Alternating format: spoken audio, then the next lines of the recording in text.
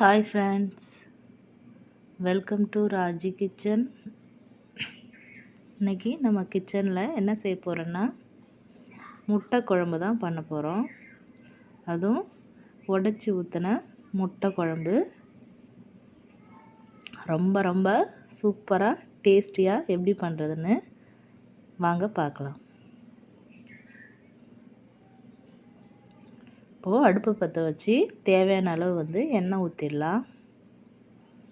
எண்ணெய் நல்லா காஞ்சதும் ஒரு பட்டை, ஒரு ஏலக்காய், 2 கிராம்பு சேர்த்து நல்லா பொரிய விட்டுறலாம். நல்லா பொரிஞ்சு வந்ததும் மீடியம் சைஸு 2 பெரிய வெங்காயம் கட் பண்ணி வச்சுருக்கேன், அதையும் நம்ம சேர்த்துடலாம்.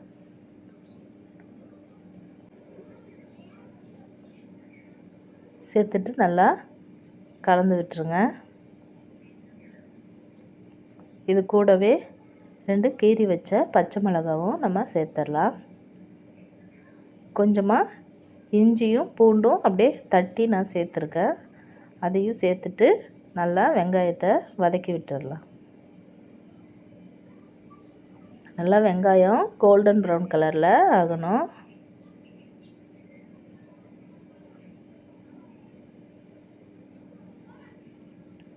ரொம்ப ரொம்ப சிம்பிளானது இந்த முட்டை குழம்பு வைக்கிறது.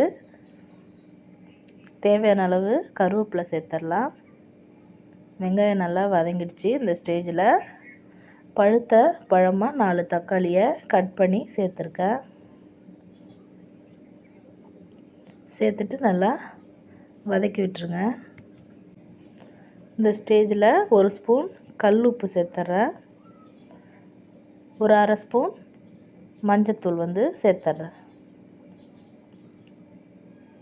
சேர்த்துட்டு நல்லா சிம்மில் வச்சு குக் பண்ணுங்கள். அப்போ தான் தக்காளி சீக்கிரம் மசிஞ்சு வந்துடும்.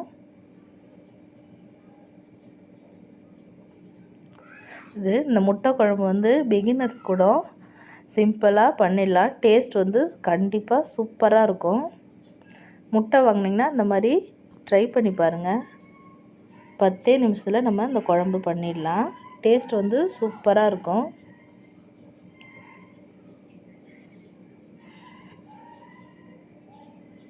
பாருங்கள், நல்லா தக்காளி குழைவாக மசிஞ்சு வரணும். அப்போ தான் கிரேவி நல்லா திக்காக கிடைக்கும். பாருங்கள், நல்லா குழஞ்சி வெந்து வந்துடுச்சு.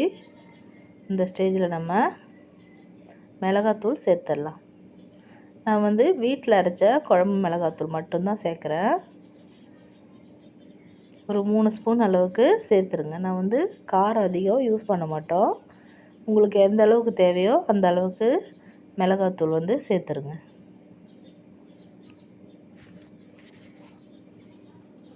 சேர்த்துட்டு நல்லா மிளகாத்தூளோட பச்சை வாசனை போகிற அளவுக்கு நம்ம கலந்து விட்டுடலாம்.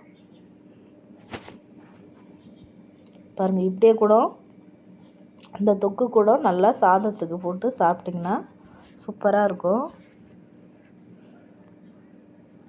இப்போது தேவையான அளவு தண்ணி நம்ம சேர்த்துடலாம். குழம்பு உங்களுக்கு எந்த அளவுக்கு தேவையோ அந்த அளவுக்கு தண்ணி நம்ம சேர்த்துடலாம். சேர்த்துட்டு ஒரு 5 நிமிஷம் நல்லா கொதிக்க விட்டுருங்க. அந்த தண்ணி கொஞ்சமாக ஒரு 5 நிமிஷம் கொதிக்கட்டும்.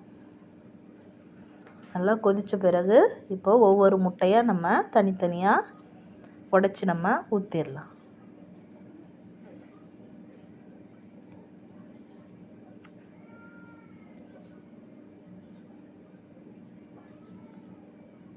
ஒன்று மேலே ஒன்று அப்படியே ஊற்றாதீங்க, கொஞ்சம் கொஞ்சமாக கேப் விட்டு அப்படியே ஊற்றுங்க.